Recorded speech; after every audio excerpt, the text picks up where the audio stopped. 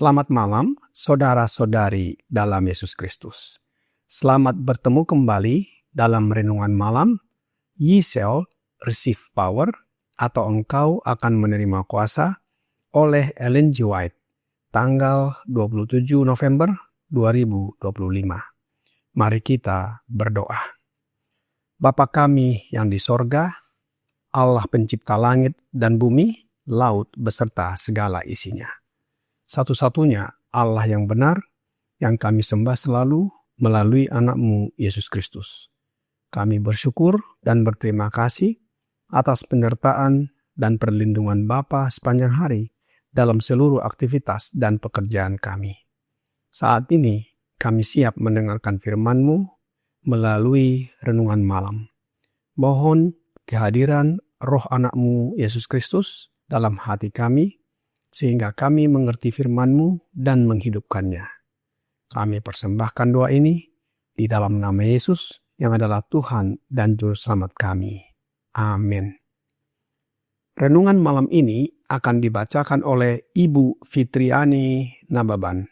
Kepada Ibu Fitriani, kami persilahkan. Terima kasih. Selamat malam saudara-saudariku dalam Yesus Kristus. Renungan malam 27 November 2025 berjudul Murka Setan Bangkit. Ayatnya tertulis di dalam 1 Petrus 5 ayat 7 dan 8. Serahkanlah segala kekhawatiranmu kepadanya, sebab ia yang memelihara kamu. Sadarlah dan berjaga-jagalah. Lawanmu si iblis berjalan keliling sama seperti singa yang mengaum-ngaum dan mencari orang yang dapat ditelannya.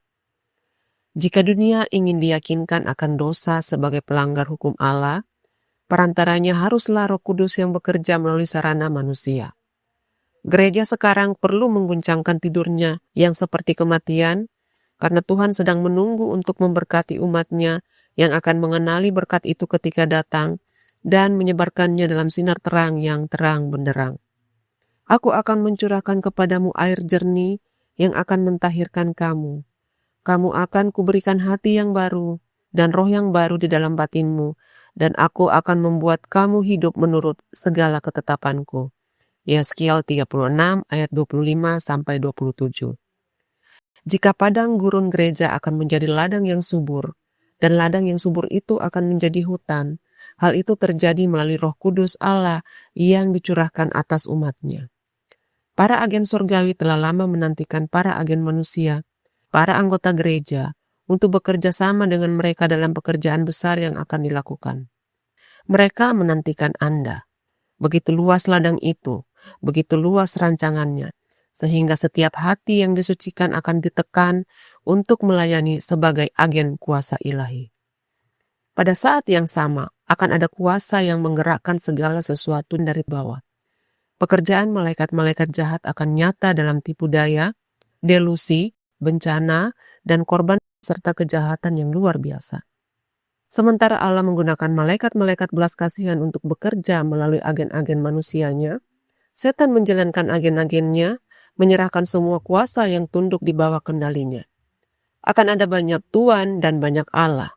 Seruan akan terdengar, "Lihat, Kristus ada di sini," dan "Lihat, Ia ada di sana." Persekongkolan setan yang licik akan menyingkapkan pekerjaannya di mana-mana dengan tujuan mengalihkan perhatian dari tugas saat ini. Munculnya Kristus palsu akan membangkitkan harapan palsu dalam pikiran mereka yang membiarkan diri mereka tertipu. Anggota gereja yang sadar akan bangkit menghadapi keadaan darurat dan manifestasi kuasa setan akan dinyatakan dalam terang mereka yang sebenarnya di hadapan umat. Dikutip dari General Conference Daily Bulletin, 28 Februari 1893. Demikianlah bacaan renungan malam kita. Terima kasih, Tuhan Yesus memberkati. Terima kasih atas penata layanan Ibu Fitriani. Tuhan Yesus memberkati. Saudara-saudari dalam Yesus Kristus, di dalam ayat inti renungan malam ini, setan digambarkan seperti singa yang mengaum-aum. Rasul Petrus di dalam 1 Petrus 5 ayat 8 berkata, "Sadarlah dan berjaga-jagalah, lawanmu si iblis berjalan keliling sama seperti singa yang mengaum-aum dan mencari orang yang dapat ditelannya." Setan sedang berkeliling mencari mangsa sambil mengaum-aum. Aumannya semakin mengerikan dari hari ke hari. Murka setan bangkit. Dia marah sekarang ini. Kemarahan atau murkanya membuat manusia melakukan kerusakan dan kejahatan. Apa yang menyebabkan setan murka atau marah? Roh Nubuat di dalam buku Kemenangan Akhir, halaman 623, paragraf 3 berkata, Rasul Yohanes dalam penglihatan mendengar suara nyaring di sorga berseru, "Celakalah kamu, hai bumi dan laut, karena iblis telah turun kepadamu dalam geramnya yang dahsyat, karena ia tahu bahwa waktunya sudah singkat." Wahyu 12 ayat 12. Sungguh mengerikan pemandangan yang mengundang seruan dari suara surgawi ini. Murka setan meningkat seiring dengan semakin singkatnya waktunya, dan pekerjaannya berupa tipu daya dan kehancuran akan mencapai puncaknya pada masa kesusahan. Setan murka atau marah sebab ia tahu bahwa waktunya sudah singkat.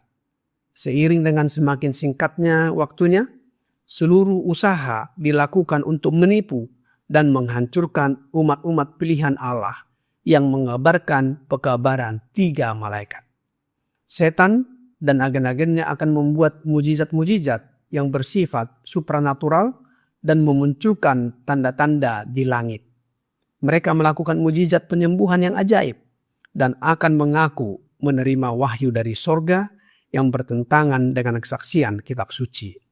Bahkan, setan sendiri akan datang dan mengaku sebagai Yesus Kristus dan menyatakan agar disembah, yang seharusnya penyembahan ditujukan kepada Yesus Kristus.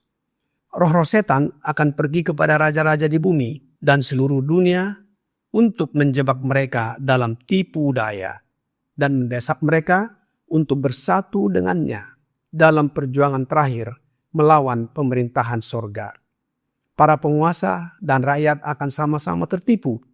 Mereka akan digunakan untuk terus-menerus menebarkan prasangka, tuduhan, penganiayaan, bahkan kematian kepada umat-umat pilihan Allah. Roh Nubuat di dalam Selected Messages, buku ketiga, halaman 405, paragraf 2 berkata, "Malaikat ketiga digambarkan terbang di tengah langit, melambangkan pekerjaan mereka yang mewartakan pekabaran malaikat pertama, kedua, dan ketiga. Semuanya saling terkait. Bukti-bukti kebenaran yang hidup dan kekal dari pekabaran-pekabaran agung ini yang begitu berarti bagi kita, yang telah membangkitkan pertentangan yang begitu hebat dari dunia keagamaan tidak punah. Setan terus-menerus berusaha untuk menebarkan bayangan jahatnya pada pekabaran-pekabaran ini, sehingga umat Allah yang sisa tidak dapat memahami dengan jelas maknanya, waktu, dan tempat. Namun, pekabaran-pekabaran ini tetap hidup dan akan mengerahkan kuasanya atas pengalaman keagamaan kita selama masih ada waktu. Pekabaran malaikat pertama, kedua, dan ketiga merupakan kebenaran yang saling berkaitan dan tetap hidup, meskipun menghadapi banyak pertentangan. Setan berusaha mengaburkan pemahaman umat yang sisa, umat-umat pilihan Allah, akan makna dan waktu pekabaran ini, tetapi pesannya tidak akan hilang. Pekabaran tersebut akan terus diwartakan dan berpengaruh serta membentuk pengalaman rohani umat-umat Allah selama masih ada waktu.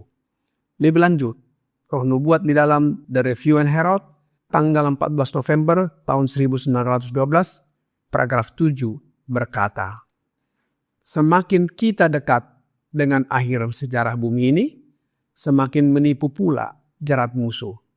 Seiring berjalannya waktu, serangannya akan semakin ganas dan sering. Upaya terbesar setan dilakukan untuk menjerat dan menipu jika memungkinkan orang-orang pilihan, gereja, dan para pelayan Kristus. Dengan segala kecerdikannya, ia dan para pengikutnya berupaya menipu jika memungkinkan orang-orang pilihan. Jika ia dapat meninabobokan mereka agar acuh tak acuh terhadap panggilan mulia mereka, kemenangannya sudah pasti. Yang dibutuhkan saat ini adalah pertobatan sejati dan pengabdian sepenuh hati. Ia yang terhubung erat dengan Kristus akan dikuatkan untuk melawan tipu muslihat musuh. Keselamatan kita terletak pada mempraktekkan kebenaran Alkitab dengan sungguh-sungguh. Dengan merendahkan diri di hadapan Allah, kita mengundang kuasa penyelamatannya. Saudara-saudari sekalian, menjelang penutupan sejarah dunia ini, tipu daya setan akan semakin kuat dan sering, terutama untuk menyesatkan umat-umat pilihan Allah. Jika ia berhasil membuat mereka lalai terhadap panggilan rohani mereka, yaitu mengabarkan pekabaran 3 malaikat, setan akan menang. Pertobatan yang sungguh-sungguh, pengabdian penuh, dan hubungan yang erat dengan Kristus sangat diperlukan agar mampu menghadapi tipu muslihat musuh. Keselamatan terletak pada hidup sesuai kebenaran Alkitab dan merendahkan diri di hadapan Allah agar menerima kuasanya, yaitu Roh Yesus Kristus. Oleh sebab itu, kita yang mengaku sebagai umat pilihan Allah dan melakukan pekerjaannya harus tetap sadar dan berjaga-jaga, sebab setan akan menggunakan seluruh usahanya untuk menipu dan menjerat, seperti singa yang mengaum-ngaum dan mencari mangsa untuk ditelannya. Semoga kita tidak menjadi korban akan murka atau kemarahan setan ini. Kiranya renungan malam ini membawa pembaharuan bagi kita. Tuhan Yesus memberkati. Mari kita berdoa. Bapa kami yang di sorga, terima kasih atas firman yang sudah kami dengarkan malam ini. Kami mohon karuniakan roh anak-Mu Yesus Kristus berdiam dalam hati kami, agar kami memiliki kuasa untuk mengabarkan pekabaran 3 malaikat kepada dunia ini, memanggil mereka agar menyembah Allah Bapa, satu-satunya Allah yang benar, melalui Yesus Kristus Anak-Mu. Ajarlah kami agar sadar dan berjaga-jaga, tidak menjadi korban atas murka setan. Tolong kami agar hidup senantiasa menuruti kehendak-Mu. Mohon ampuni kami atas pelanggaran dan dosa yang kami perbuat. Kami persembahkan doa ini hanya melalui Yesus Kristus yang adalah Tuhan dan Juru Selamat kami. Amin.